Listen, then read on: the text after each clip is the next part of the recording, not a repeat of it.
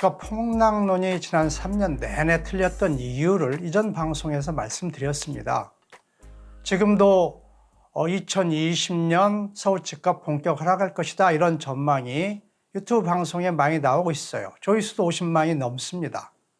저는 이 전망도 틀릴 것이다 라고 말씀드렸어요. 그 이유를 단순하고 명쾌하게 설명을 했습니다. 정부 정책이 서울 집값을 하락시키는 방향으로 작용한다, 이 생각이 틀렸기 때문에 전망이 틀렸다라고 말씀을 드렸습니다. 정부 정책이 바뀌지 않고 현재 상태를 유지하면 서울 집값 하락을 기대하기 어렵습니다. 그래서 문재인 정부의 이 집값 안정 정책, 여기에 대해서 자세하게 분석을 해보려고 합니다. 문재인 정부의 집값 안정 정책을 정리를 하면 이렇습니다. 2017년 8월 2일 파리 부동산 종합대책을 발표했어요. 10월 24일 날 가계부채 종합대책을 발표하고 11월 29일은 주거복지 로드맵을 내놨어요. 그리고 이게 굉장히 중요한데 12월 13일 임대주택 등록 활성화 방안을 발표를 했습니다. 그리고 2018년 7월 6일 날 종부세 개편안을 발표를 했는데 대다수 전문가들이 찔끔 인상이다라고 강력하게 비판을 하니까 9월 13일 날 9.13 주택시장 안정대책 발표하면서 종부세 강화 방안을 포함을 했습니다. 그리고 12월 19일 3기 신도시 공급계획을 발표했어요. 상당히 여러 개의 정책들을 발표했는데 이 중에 이제 의미가 있는 거는 3개라고 생각을 해요. 이 파리 부동산 종합대책 그리고 9.13 대책은 집값 안정 정책이죠. 또 하나가 임대주택 등록 활성화 방안인데 이것은 집값 부양책입니다. 이제 문재인 정부가 집값 부양책 썼다라고 이야기하면 굉장히 의외라는 반응을 보이실 분이 꽤 있을 것 같아요. 그래서 그 내용을 분석을 해보겠습니다. 그러면 그게 사실인지 아닌지 곧 밝혀질 것입니다. 이제 3개 정책을 구체적으로 설명드리기 앞서서 그 정책들이 과연 효과가 있었는지 또는 없었는지 이제 금방 알 수 있는 방법이 있잖아요. 이 정책 발표한 이후에 집값 동향을 보면 정책 효과를 알 수가 있습니다. 서울 아파트 실거래가 지수입니다. 2016년 9월부터 2017년 4월까지 상승하던 집값이 상승세가 멈췄습니다. 문재인 정부가 출범하기 전이잖아요. 그 전에 이 투기로 집값이 상승했는데 투기를 멈춘 거예요.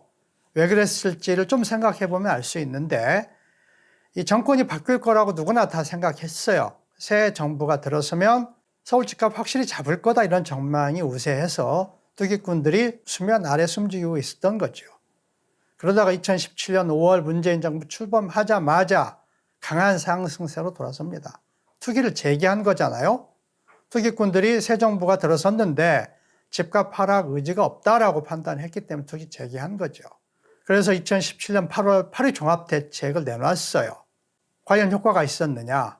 이게 이제 안정대책이니까 효과가 있으려면 집값이 하락해야 되는데 상승세가 멈추지 않았어요. 그러니까 집값 안정 정책이 실패한 거죠. 그 이유가 무엇인지를 뒤에서 알아보겠습니다. 12월에 임대주택 등록 활성화 방안이 발표됐는데 집값이 무섭게 상승을 합니다. 그리고 폭등을 합니다. 거의 수직으로 상승을 해요. 이게 임대주택 등록 활성화 방안이 엄청난 집값 부양 효과가 있었다는 사실을 그 이후의 서울 집값 급등 수직 상승이 증언을 해주고 있는 겁니다. 워낙 무섭게 오르니까 2018년 9월에 9.13 안정대책을 내놨어요. 비로소 집값이 하락을 합니다. 문재인 정부 들어 처음으로 집값 하락을 보였어요.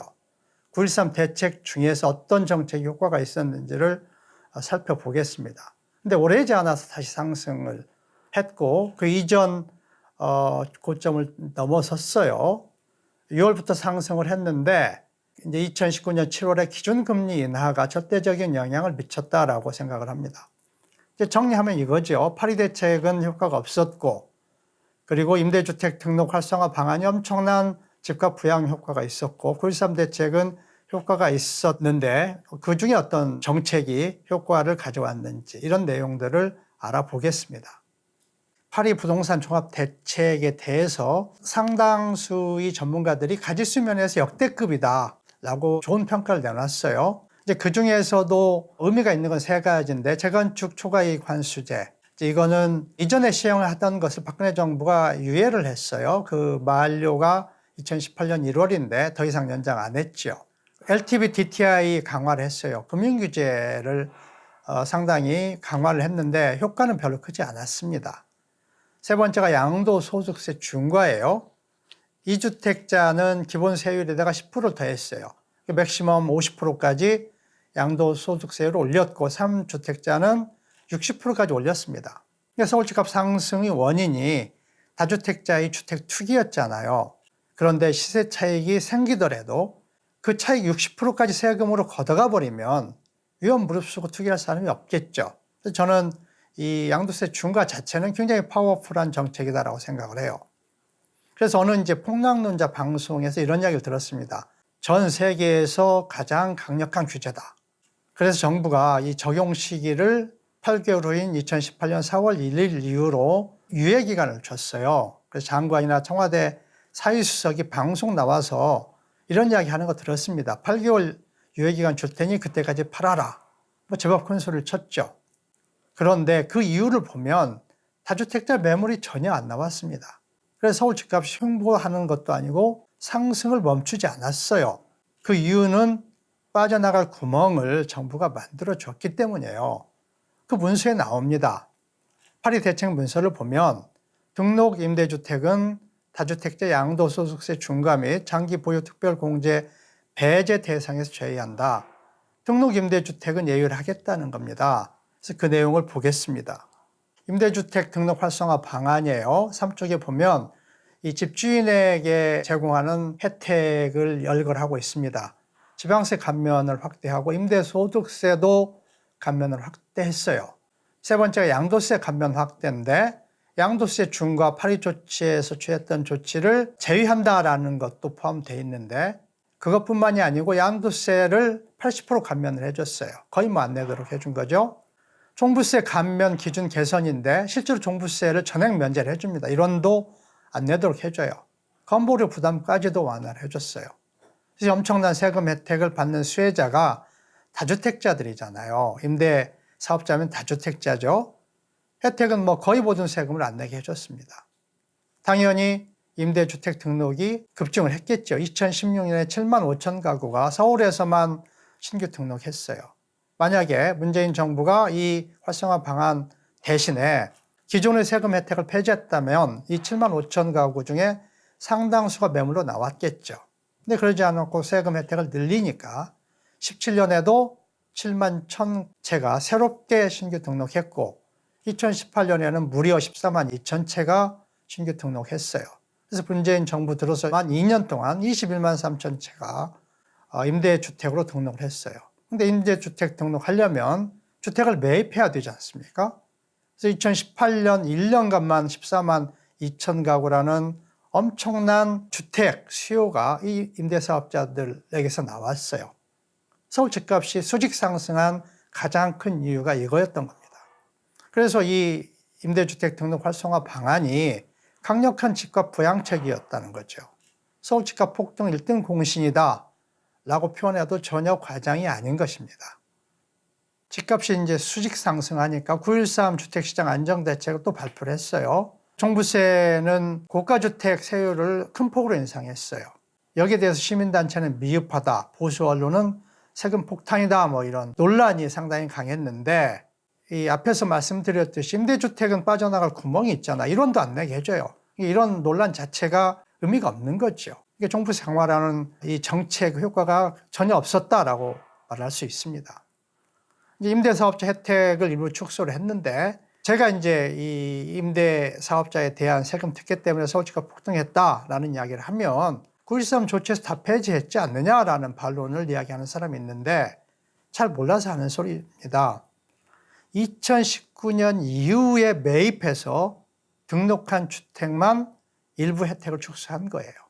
앞에서 말씀드렸듯이 2016년, 17년, 18년 28만 8천 채 등록한 주택 또는 그때 등록 안 했지만 그때 매입했다가 후에 등록한 주택은 이 종부세 전액 면제, 양도세 80% 감면 혜택을 그대로 제공합니다.